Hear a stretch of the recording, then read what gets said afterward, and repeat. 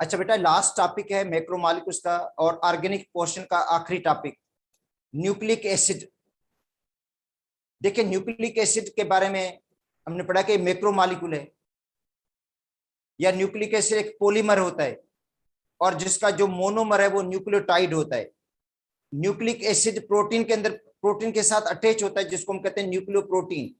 जो living cells हैं उनके अंदर एक प्रोटीन पाई जाती है जिसको हम कहते हैं न्यूक्लियोप्रोटीन, और न्यूक्लियोप्रोटीन के अंदर न्यूक्लिक एसिड भी होता है। तो बेटा, न्यूक्लिक एसिड मैक्रोमॉलिक्यूल है ये,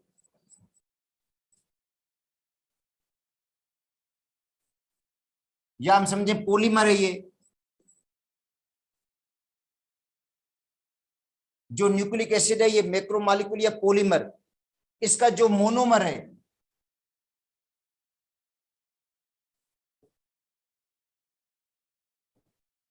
वो होता है न्यूक्लियोटाइड।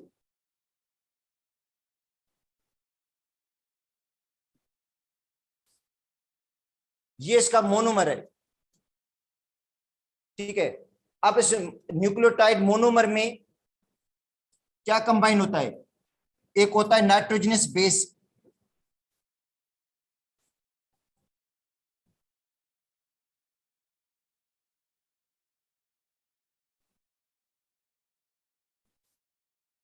बेटा इसके अंदर एक है नाइट्रोजनस बेस।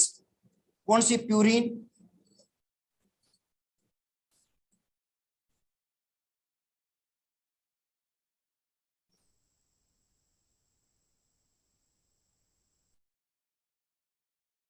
न्यूक्लियोटाइड किसका बना होता है? नाइट्रोजनस बेस का, जिसके अंदर प्यूरिन और पायरामिडीन होता है।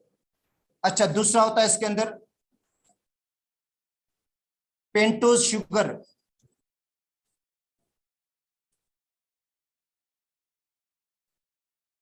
बेटा पेंटोज का मतलब है 5 कार्बन वाली शुगर होती है, पेंटोज जिसको हम कहते हैं शुगर। और इसके अलावा होता है फास्फोरिक एसिड।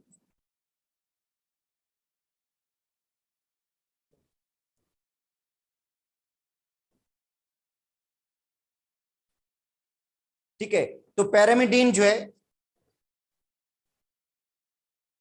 बेटा, इसके अंदर एक रिंग होती है हेक्सागोनल। जो पैरामिडीन बेस है उसके अंदर एक रिंग होती है हेक्सागोनल, और प्यूरिन के अंदर 2 रिंग्स होती हैं, एक हेक्सागोनल एक पेंटागोनल। तो देखो, पैरामिडीन जो है उसका स्ट्रक्चर इस तरह का होता है।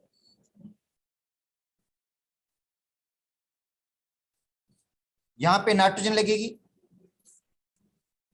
और इधर नाइट्रोजन। बेटा एक नाइट्रोजन यहां पे होगी, एक नाइट्रोजन यहां पे होगी।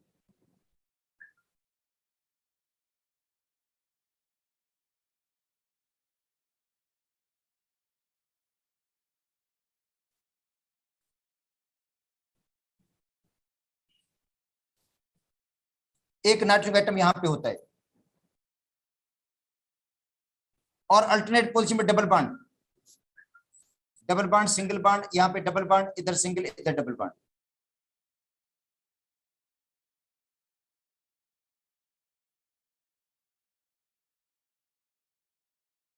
गिरेंगे 4 कार्बन है बेटा, 4 कार्बन के एटम होंगे। यहाँ पे कार्बन होगा, इधर कार्बन होगा, इधर कार्बन होगा, यहाँ पे कार्बन होगा। 4 कार्बन के एटम में 2 नाइट्रोजन के एटम है। और प्यूरिन के अंदर 2 रिंग्स होती हैं, एक हेक्सागोनल एक पेंटागोनल।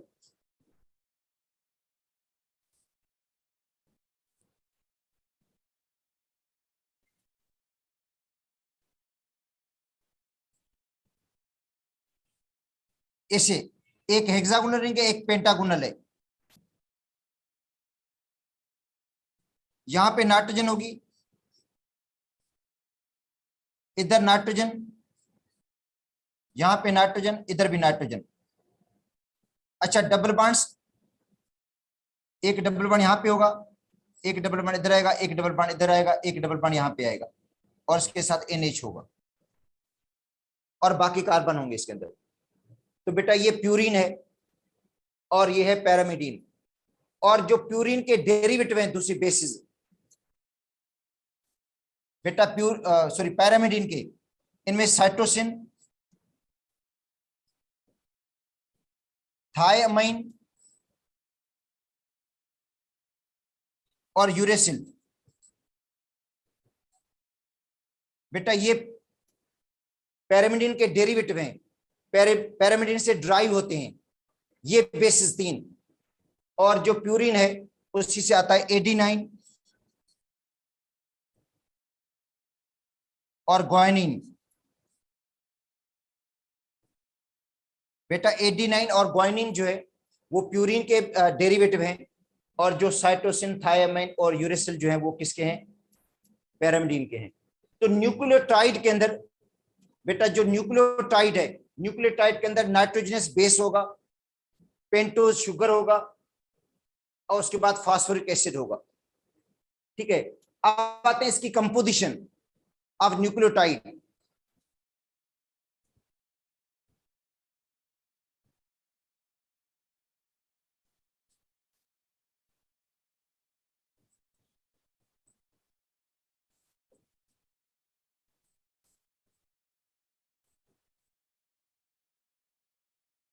तो पहला है pentose sugar.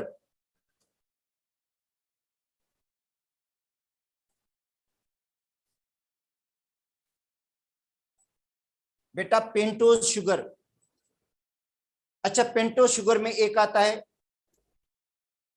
Deoxy ribo sugar, एक होता है डीऑक्सी राइबोज। बेटा एक राइबो शुगर है, एक है राइबो शुगर अल्डोपेंटोज, और दूसरा होता है डीऑक्सी राइबोज, जिसमें ऑक्सीजन रिमूव हो जाती है, ऑक्सीजन की जगह पे हाइड्रोजन लग जाती है। तो जो पेंटोज शुगर है इसका स्ट्रक्चर इस तरह का होता है, कार्बन होगा, इधर भी कार्बन होगा, इधर भी कार्बन होगा, ये फर्स्ट कार्बन, ये सेकंड कार्बन, ये थर्ड कार्बन, ये फोर्थ कार्बन, और ये फिफ्थ कार्बन।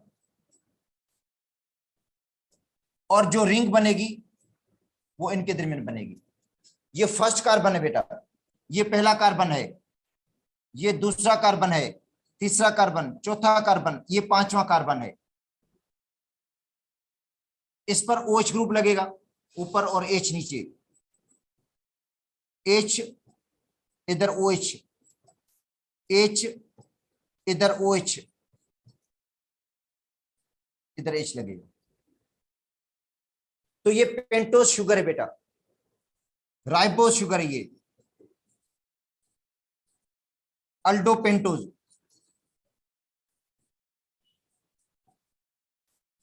अब इसके अंदर जो नाइट्रोजनस बेस लगेगा बेटा, इस जो फास्फोरिक एसिड है और जो नाइट्रोजनस बेस है दोनों पेंटोज शुगर के साथ अटैच होते हैं। जो फर्स्ट कार्बन है बेटा, इसका जो पहला कार्बन है वहां पे नाइट्रोजनस बेस लगेगा, और पांचवें कार्बन के ऊपर फास्फोरिक एसिड लगेगा। देखो इसका जो पहला कार्बन है, इसका जो फर्स्ट कार्बन है यहां पे अटैच होगा नाइट्रोजनस बेस, और इस कार्बन के साथ अटैच होगा फास्फोरिक बनेगा जाकर। बेटा न्यूक्लियोटाइड जो बनता है उसमें नाइट्रोजनस बेस पहले कार्बन पे लगेगा राइबो शुगर के, और जो फास्फोरिक एसिड है वो पांचवें कार्बन पे लगता है। अच्छा उसके बाद है deoxyribose, first carbon, second, third, fourth carbon,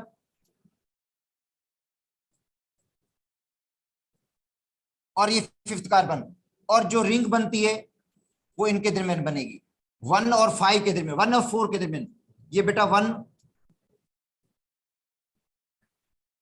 ये फर्स्ट कार्बन है, ये समझे सेकंड है, ये थर्ड है, ये फोर्थ है, ये फिफ्थ।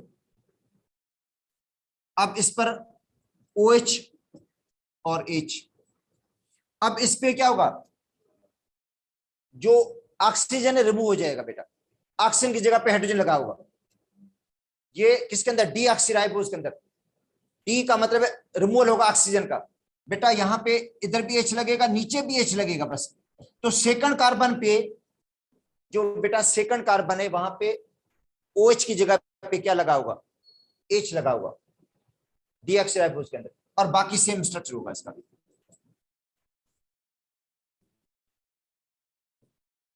और ये ऑक्सीराइबोज शुगर। ठीक है,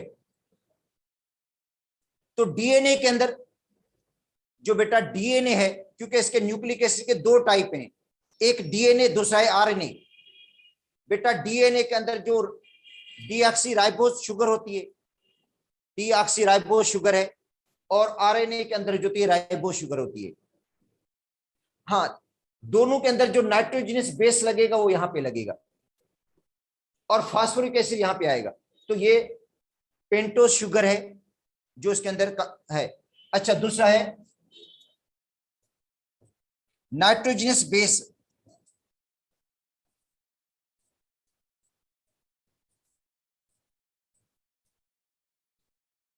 बेटा नाइट्रोजनस बेस में एक होता है प्यूरिन और दूसरा होता है पैरामिडीन।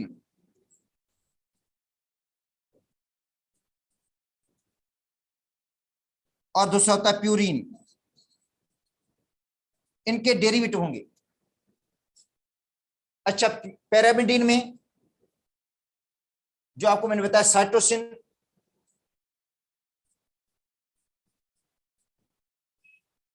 थायमीन,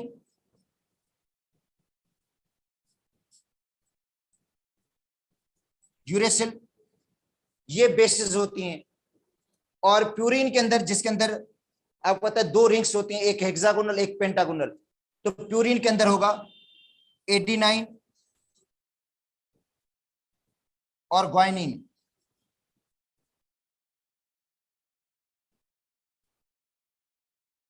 तो ये नाइट्रोजनस बेसिस होती है। अच्छा, डीएनए के अंदर, बेटा डीएनए के अंदर जो होती हैं वो होती हैं साइटोसिन, ठीक है, थायमीन, एडिनाइन और ग्वाइनिन। जबकि आरएनए के अंदर, जो आरएनए के अंदर बेसिस होती हैं वो होती है साइटोसिन, यूरेसिल, एडिनाइन और ग्वाइनिन। इसका मतलब है डीएनए और आरएनए के अंदर जो बेस का फर्क है वो थायमाइन एक में होता है, एक में होता है यूरेसिल। एक में थायमीन होता है, दूसरे में यूरेसिल होता है। चार बेसिस होती हैं दोनों के अंदर। जो उनके न्यूक्लियोटाइड बनते हैं उनके अंदर चार बेसिस हैं। बेटा न्यूक्लियोटाइड के अंदर चार बेसिस हैं, ठीक है। एक में साइटोसिन, थायमीन, एडिनाइन, ग्वाइनिन। दूसरे के अंदर साइटोसिन भी होगा, थायमीन नहीं होगा, थायमीन की जगह यूरेसिल होगा, और एडिनाइन और ग्वाइनिन। तो चार टाइप के न्यूक्लियोटाइड बनते हैं। बेटा चार किस्म के न्यूक्लियोटाइड होंगे जिनके अंदर नाइट्रोजनस बेस चेंज होगी। अब आते हैं, एक है फास्फोरिक एसिड, तीसरा।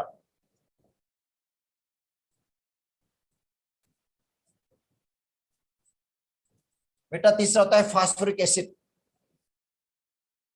H3PO4। अच्छा, अब देखो न्यूक्लियोटाइड जो है इस तरह बनता है, ये देखो, ये राइबो शुगर है, 1 2 3 4 रिंग बनेगी 1 और 4 के दरमियान, CH2 ग्रुप। अब क्या होगा, ये फर्स्ट कार्बन है बेटा, ये पहला कार्बन, ये दूसरा कार्बन, ये तीसरा कार्बन, ये चौथा कार्बन, ये पांचवा कार्बन। अब जो नाइट्रोजनस बेस लगती है अल्डोपेंटोज के साथ, बेटा जो नाइट्रोजनस बेस लगेगी वो फर्स्ट कार्बन पे लगेगी।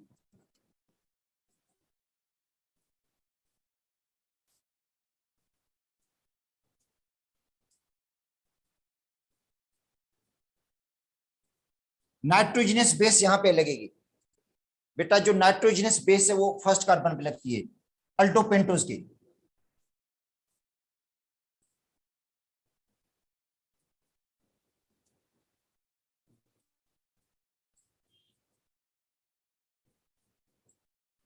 अगर डीएनए बनाना है आपने, बेटा अगर आपको डीएनए बनाना है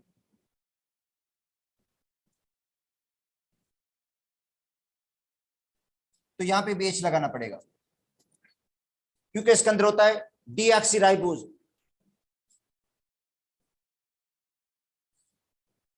यहां पे बेटा H लगाना पड़ेगा अगर डीएनए बनाना है। अगर आरएनए बनाना है तो यहां पे OH लगाना पड़ेगा आपको, क्योंकि डीएनए के अंदर होता है डीऑक्सीराइबोज शुगर, जिसमें ऑक्सीजन कम हो जाती है, और यहां पे लगेगा बेटा फास्फोरिक एसिड,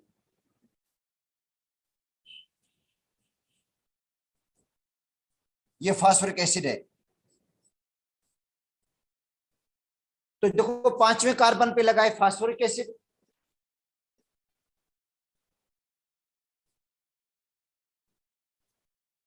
फाइव कार्बन पे फास्फोरिक एसिड लगा हुआ है और फर्स्ट कार्बन पे नाइट्रोजन बेस। तो ये न्यूक्लियोटाइड है और ऐसे न्यूक्लियोटाइड आपस में पॉलीमराइज हो जाते हैं, पॉलीमराइज होकर डीएनए बनाते हैं और आरएनए बनाते हैं।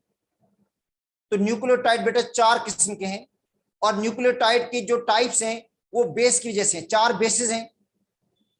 देखो बेटा 4, डीएनए के अंदर भी 4 बेसिस होती हैं, आरएनए के अंदर भी 4 बेसिस हैं। तो न्यूक्लियोटाइड जो बनते हैं वो भी 4 टाइप के बनते हैं, क्योंकि एक न्यूक्लियोटाइड वो होगा जिसके अंदर साइटोसिन होगा, दूसरे के अंदर एडेनाइन होगा, ग्वानिन होगा।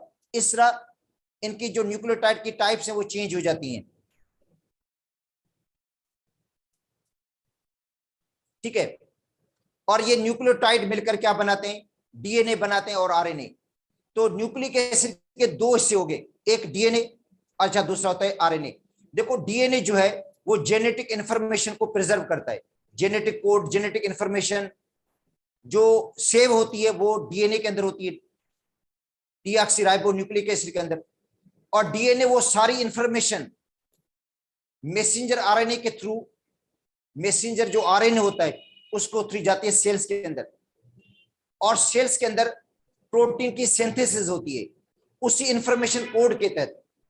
उसी इंफॉर्मेशन जो कोड होता है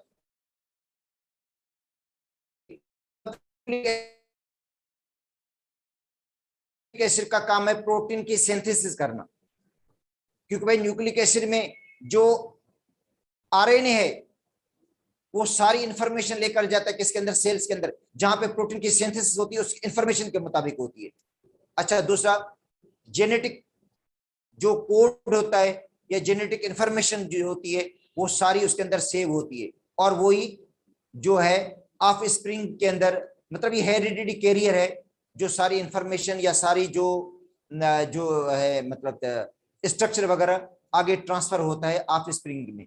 ठीक है, तो न्यूक्लिक एसिड को फर्स्ट जो डिस्कवर किया गया था वो पस सेल्स के अंदर ड्राफ्ट किया गया था, पस सेल्स, क्योंकि जो हॉस्पिटल्स के अंदर जिस तरह मरीजों की पट्टियां वगैरह होती हैं उसमें पस होती है, और वहां से जो साइंटिस्ट था वो पस को लेकर वहां से इसको न्यूक्लिक एसिड को उसने ड्राफ्ट किया था। न्यूक्लिक उसके बाद जो था वो स्पर्म के अंदर भी इसको जो है मेल स्पर्म उसके अंदर भी इसको मतलब ड्राफ्ट किया गया था।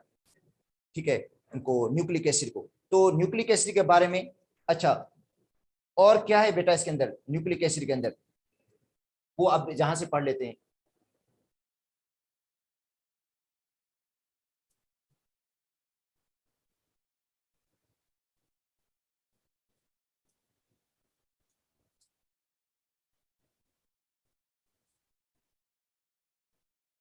देखो न्यूक्लिक न्यूक्लिक एसिड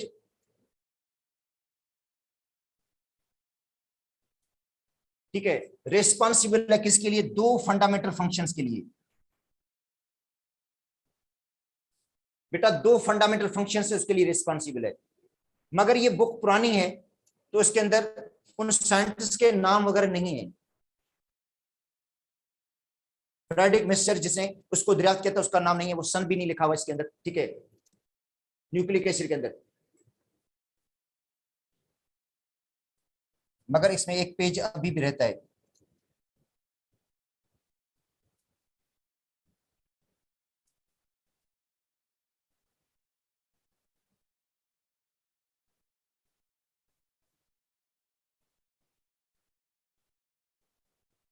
इसे डिलीट कैसे हुआ?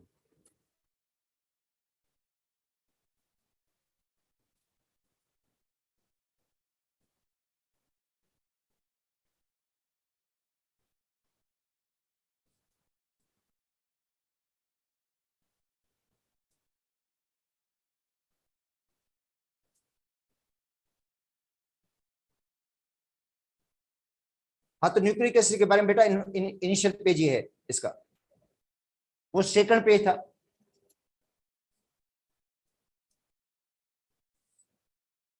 कहता है न्यूक्लिक एसिड को फर्स्ट दरियाफ्त किया गया था न्यूक्लियाई ऑफ द पस सेल्स 1868 के अंदर। तो न्यूक्लिक एसिड को फर्स्ट टाइम ड्राइव किया गया था पस सेल्स के अंदर, ठीक है, 1868 के अंदर। स्पर्म के हेड के अंदर 1872 के अंदर by Friedrich Miescher. Friedrich Miescher ने इसको ड्राइव किया था। They are present every living cells, मतलब न्यूक्लिक एसिड जितने भी लिविंग सेल्स हैं, वायर्स हैं, उन सब के अंदर न्यूक्लिक एसिड पाया जाता है, क्योंकि एसेंशियल कंपोनेंट है ये। वायर्स के अंदर भी पाया जाता है, एसेंशियल कंपोनेंट्स है लिविंग ऑर्गेनिज्म का। They contain there structure, blueprint for the normal growth and development of the each and every living organism. इसका मतलब जितनी भी लिविंग स्पीशीज हैं उन सबकी इंफॉर्मेशन, सबका स्ट्रक्चर जो है वो सेव है किसके अंदर? न्यूक्लिक एसिड के अंदर। मतलब न्यूक्लिक एसिड के अंदर जितनी भी लिविंग ऑर्गेनिज्म है उनकी हर इंफॉर्मेशन, इसका स्ट्रक्चर जो इंफॉर्मेशन है वो समझे ब्लूप्रिंट या सेव है किसके अंदर? न्यूक्लिक एसिड के अंदर।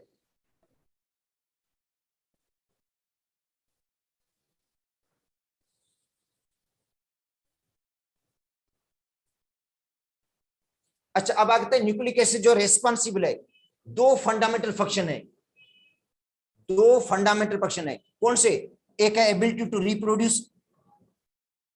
टू रिप्रोड्यूस और दूसरा ट्रांसमिट जेनेटिक इंफॉर्मेशन की ट्रांसमिशन के लिए। मतलब जेनेटिक जो इंफॉर्मेशन है उसकी ट्रांसमिशन न्यूक्लिक एसिड के तहत होती है, क्योंकि सारी जो जेनेटिक इंफॉर्मेशन है वो डीएनए के अंदर प्रिजर्व होती है, डीऑक्सीराइबो न्यूक्लिक एसिड के अंदर प्रिजर्व होती है, जो सेंड करता है किसके जरिए? आरएनए के जरिए, मैसेंजर आरएनए के जरिए सेल्स में, और जहां प्रोटीन की सिंथेसिस होती है। Two types of nucleic acid. Nucleic acid के बेटा दो टाइप्स हैं, एक डीएनए और दूसरा आरएनए। एक डीएनए होता है, अच्छा, दूसरा होता है आरएनए। डीएनए और आरएनए में एक तो शुगर का फर्क है। डीएनए के अंदर डीऑक्सीराइबोज, जो डीऑक्सीराइबोज शुगर है, और आरएनए के अंदर होती है राइबोज शुगर, अल्डोपेंटोज, ठीक है। अच्छा, दूसरा बेस का भी फर्क है, एक बेस चेंज है इनके अंदर, एक अंदर थाइमीन होता है, दूसरे के अंदर यूरेसिल होता है।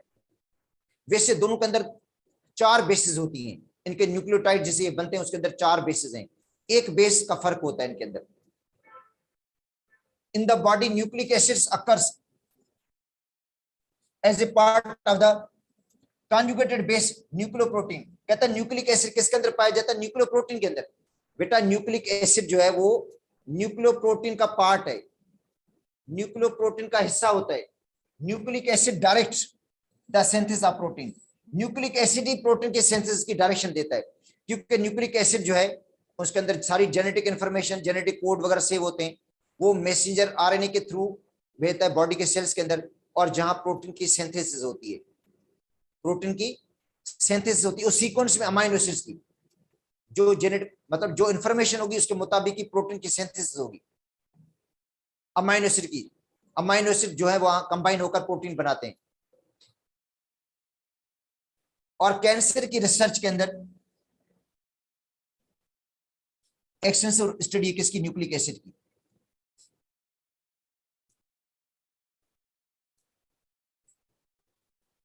अब बात है न्यूक्लिक एसिड। अभी मैंने आपको पढ़ाया कि न्यूक्लिक एसिड के अंदर क्या क्या होता है बेटा।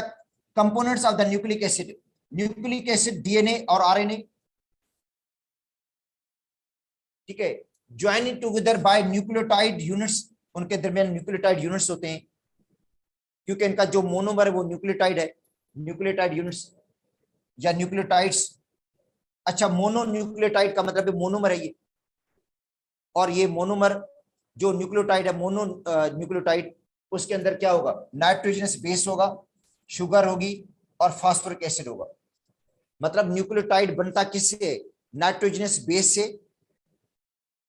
राइबो शुगर से और फास्फोरिक एसिड। नाइट्रोजनस बेस कौन सी? प्यूरिन। बेटा प्यूरिन है जिसके अंदर 2 रिंग्स हैं, एक 6 मेंबर रिंग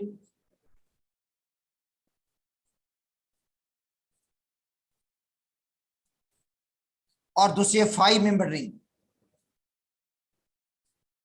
दोनों फ्यूज है आपस में। और ये देखो 6 मेंबर रिंग है पैरामिडीन। 4 कार्बन है, 2 नाइट्रोजन इसके अंदर।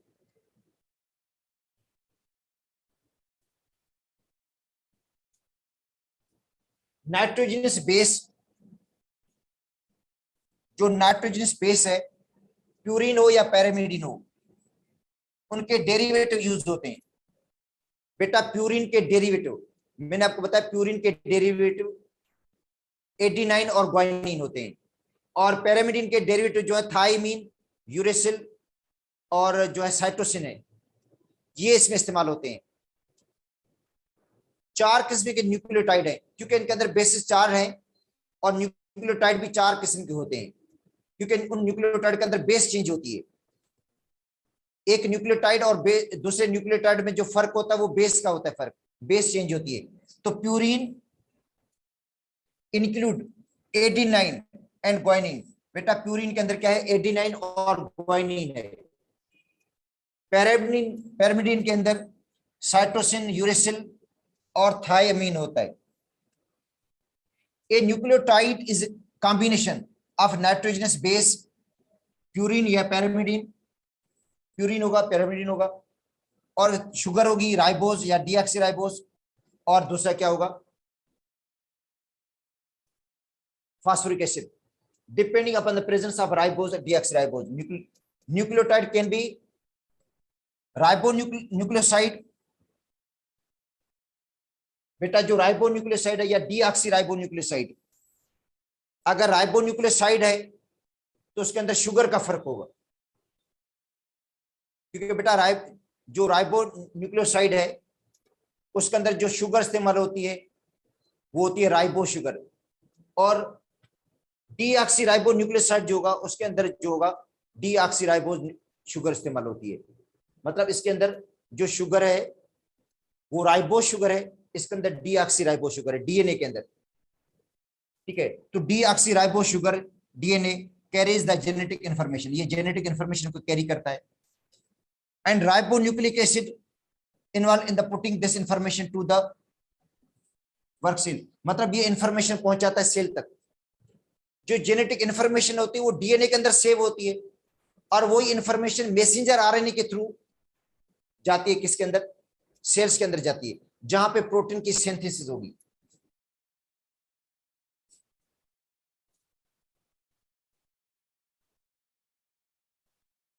अच्छा, द शुगर इन आरएनए, जो बेटा शुगर आरएनए के अंदर है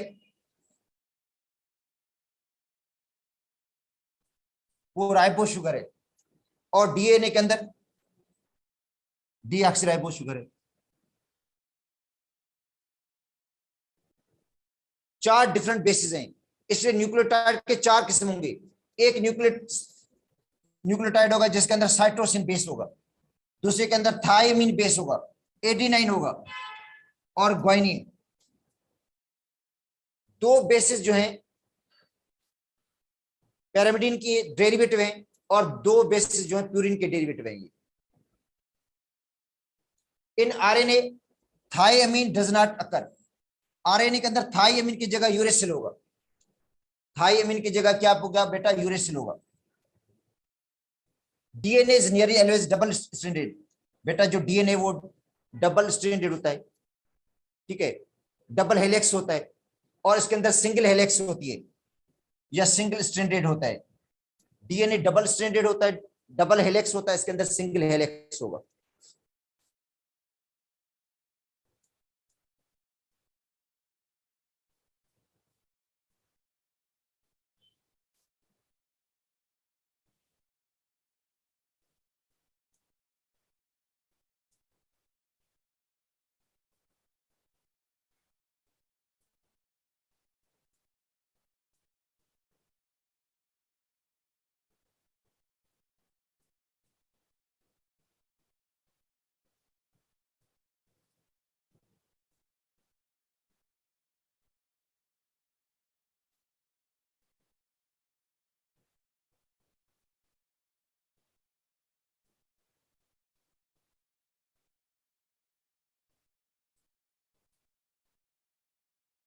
अच्छा, तो आगे कहता है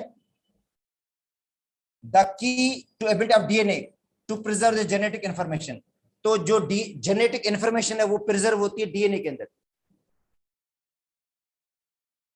ठीक है। जो जेनेटिक इंफॉर्मेशन है वो डीएनए के अंदर प्रिजर्व होती है, पास into the form of generation, और जिसकी वो जेनेटिक इंफॉर्मेशन ट्रांसफर होती है एक जनरेशन से दूसरी जनरेशन में, क्योंकि हेरिडिटी कैरियर है, और वही इंफॉर्मेशन जो होती है वो पास होती है एक जनरेशन से दूसरी जनरेशन में।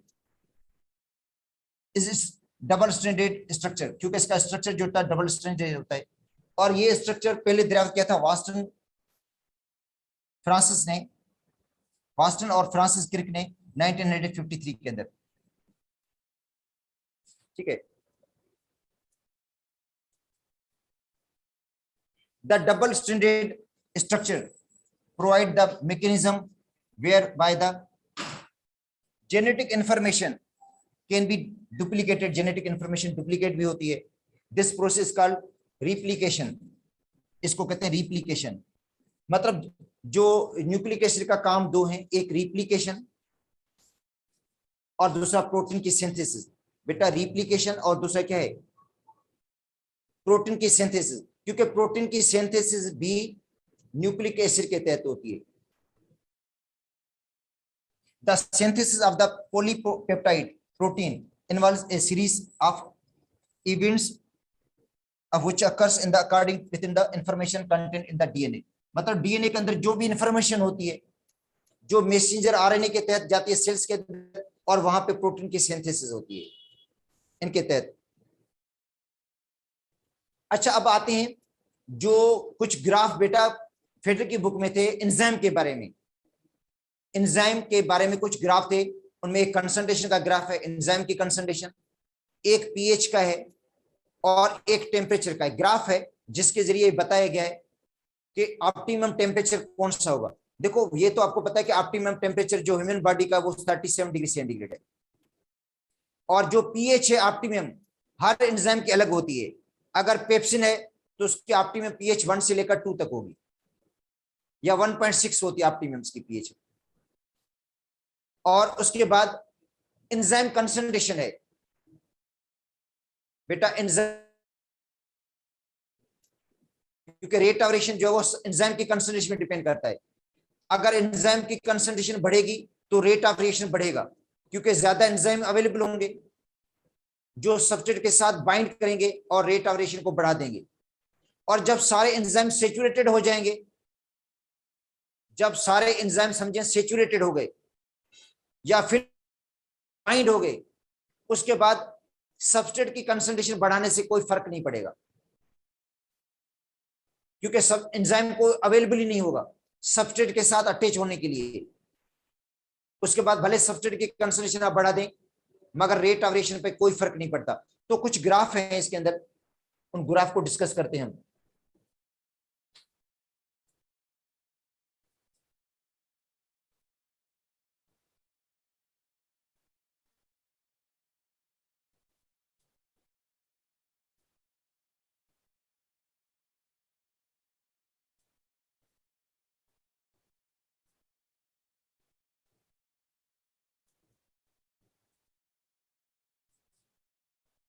अच्छा देखो बेटा, फर्स्ट है इसमें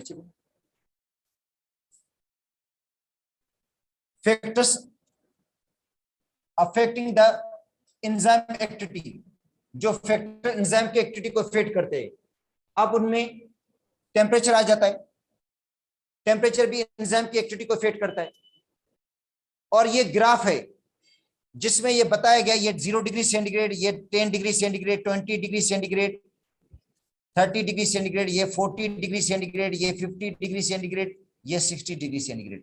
और ये एंजाइम की एक्टिविटी, जैसे टेम्परेचर बढ़ रहा है एंजाइम की एक्टिविटी भी बढ़ रही है, एंजाइम की एक्टिविटी बढ़ रही है। और यहाँ पे देखो मैक्सिमम हो गई, और ये टेम्परेचर कौन सा है, यहाँ 40 से थोड़ा कम है,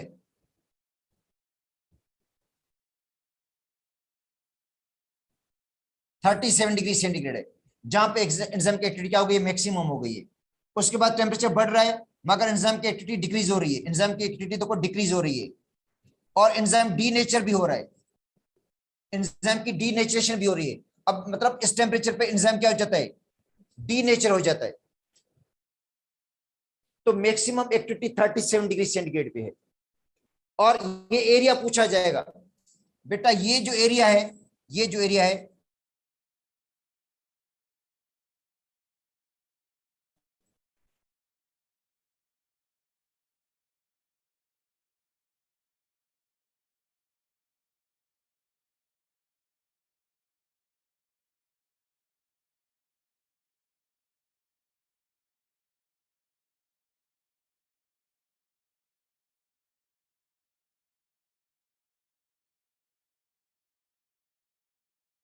वो वेरी एरिया है जहां पे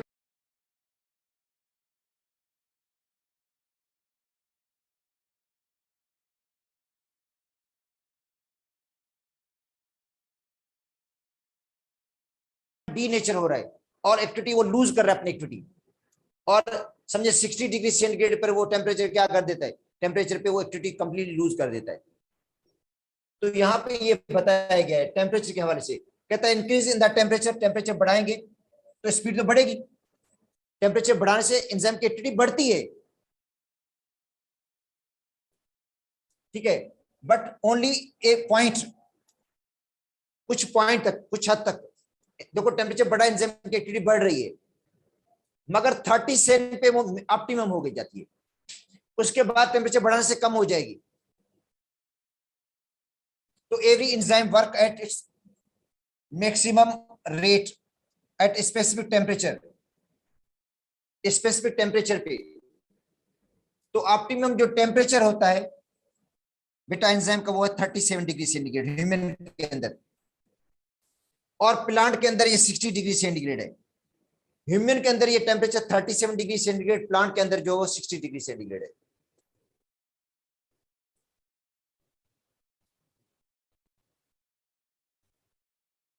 ठीक है। व्हेन द टेम्परेचर, जब ये टेम्परेचर पहुंच जाता है टू अ सर्टेन लिमिट, कुछ लिमिट तक, तो एंजाइम अपनी एक्टिविटी क्या करता है, लूज करना शुरू कर देता है, कम होने लग जाती है, क्योंकि एंजाइम इस एरिया में एंजाइम डीनेचर होता है, ये एरिया एंजाइम को डीनेचर कर देती है, इस एरिया में एंजाइम डीनेचर नहीं है, इसकी एक्टिविटी लो है, लो टेम्परेचर की वजह से, और इस एरिया में एंजाइम की एक्टिविटी हाई है, हाई टेम्परेचर की वजह से। तो बेटा ये ग्राफ देकर आपको एरिया का पूछा जा सकता है।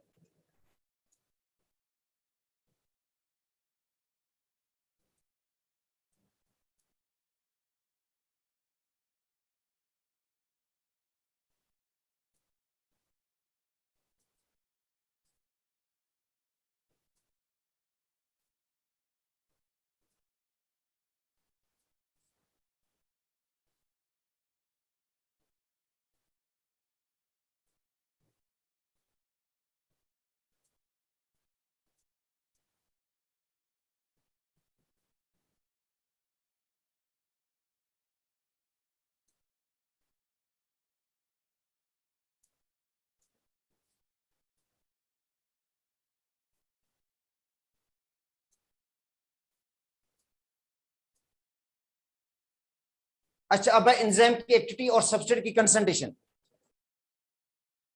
बेटा ये सबस्ट्रेट की कंसंट्रेशन है और ये एंजाइम की एक्टिविटी है, ठीक है। तो इसका मतलब है स्टार्टिंग, जब रिएक्शन स्टार्ट होगा तो एंजाइम की एक्टिविटी ज्यादा होगी, क्योंकि सारे एंजाइम वेकेंट होंगे, खाली होंगे, रिएक्शन के लिए अवेलेबल होंगे, और जो सबस्ट्रेट है उसके लिए अवेलेबल होंगे, सबस्ट्रेट के साथ बाइंड होते जाएंगे, तो रेट ऑफ रिएक्शन बढ़ता जाएगा। देखो रेट ऑफ रिएक्शन इंक्रीज हो रहा है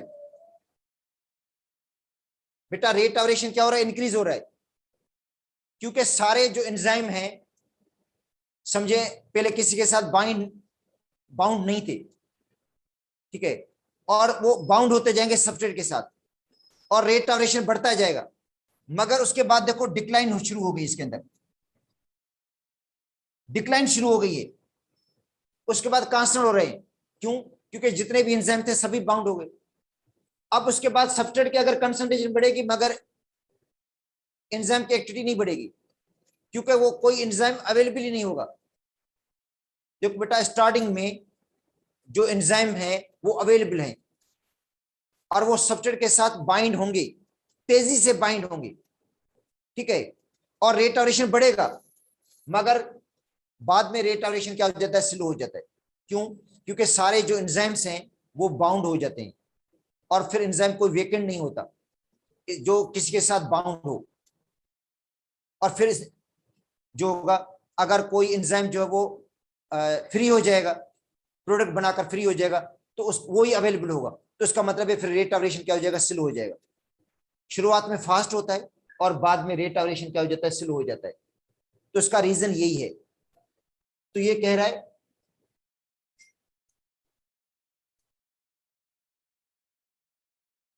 अच्छा यहां पे वो टेम्परेचर का आ गया ग्राफ के अंदर।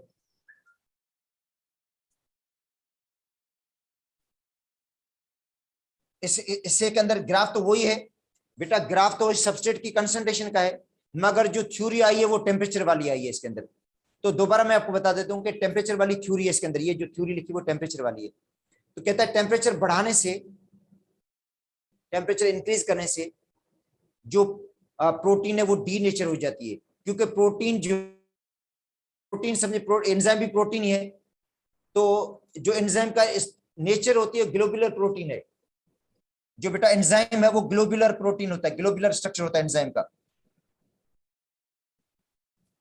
Globular structure of the enzyme वो क्या हो जाता है, लूज हो जाता है, वो डी नेचर हो जाता है एंजाइम।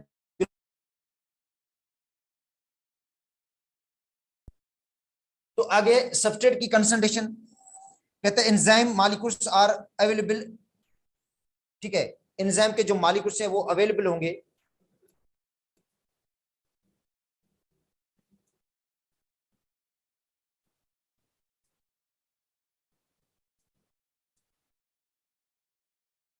और ये लास्ट है ये ग्राफ।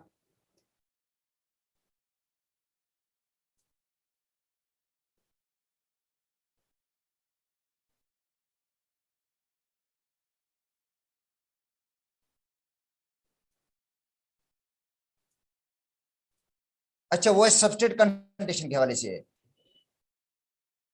अभी जो हम पढ़ रहे थे बेटा, सबस्ट्रेट की कंसंट्रेशन, अगर सबस्ट्रेट की कंसंट्रेशन आप बढ़ाएंगे तो रेट ऑफ रिएक्शन बढ़ेगा, मगर किस हद तक, उसके बाद जो रेट ऑफ रिएक्शन पर कोई फर्क नहीं पड़ेगा। क्यों? बेटा सबस्ट्रेट की कंसंट्रेशन बढ़ाने से क्या होता है, सबस्ट्रेट बाइंड होगा एंजाइम के साथ, जब सारे एंजाइम बाइंड हो जाएंगे तो उसके बाद रेट ऑफ रिएक्शन नहीं बढ़ेगा, रेट ऑफ रिएक्शन कांस्टेंट हो जाएगा। तो यहाँ पे भी यही बात की गई है, कहता है enzyme molecules are available in a reaction increase in the substrate concentration, जब सबस्ट्रेट की कंसंट्रेशन को बढ़ाते हैं increase the rate of reaction, rate of reaction बढ़ेगा।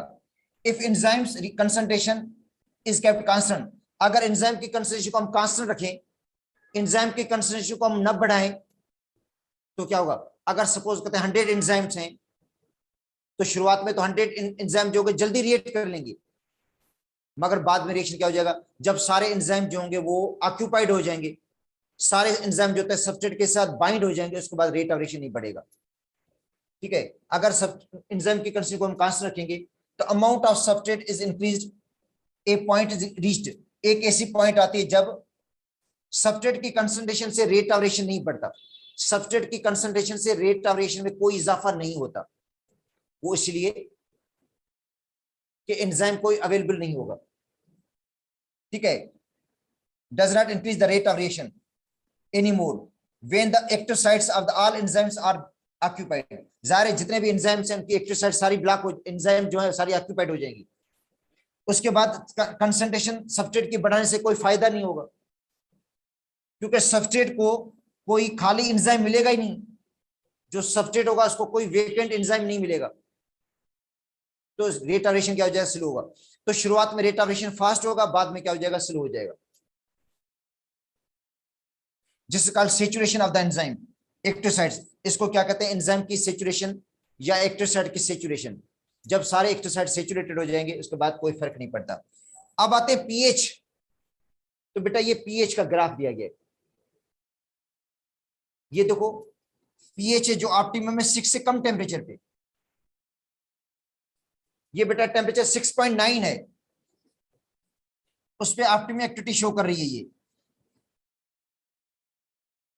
तो ये ग्राफ किसका हो सकता है बेटा? ये अमाइलेज एंजाइम का हो सकता है, अमाइलेज।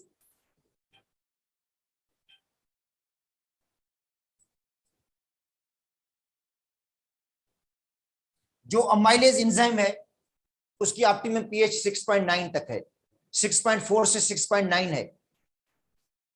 ट्राइप्सिन की जो एक पीएच है ऑप्टिमम, ट्राइप्सिन की जो ऑप्टिमम पीएच है वो होती है 7 से 8 तक, और सॉरी 8 से 9 तक, 8 से 9 तक सॉरी। जो ट्राइप्सिन की ऑप्टिमम पीएच है वो 8 से 9 तक होती है। अगर ट्राइप्सिन का ग्राफ बनता तो वो यहां तक आता, 8 से 9 तक। दूसरा ग्राफ बना लेता हूं मैं।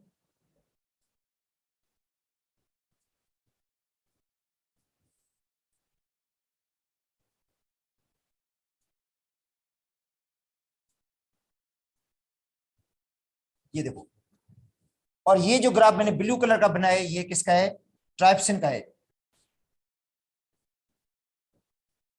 बेटा ये ट्राइप्सिन एंजाइम है, उसका ग्राफ है जो 8 से 9 तक अपनी ऑप्टिमम एक्टिविटी शो करता है। देखो इसके जो मैक्सिमम एक्टिविटी है 8 से लेकर 8 से 9 तक है। और जो पेप्सिन होता है उसकी जो पीएच है ऑप्टिमम वो 1 से लेकर 2 तक है, 1 से लेकर 2 तक ऑप्टिमम एक्टिविटी शो करता है। यहाँ पे ग्राफ में शो ही नहीं किया गया है, अगर नहीं तो उसका भी बना लेते हम।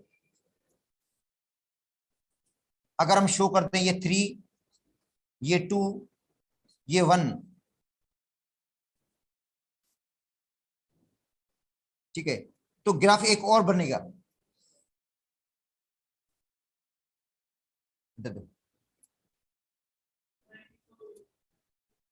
देखो ऑप्टिमम पीएच ये शो कर रहा है, ये 1 से 2 तक, ये 1 पीएच, ये 2।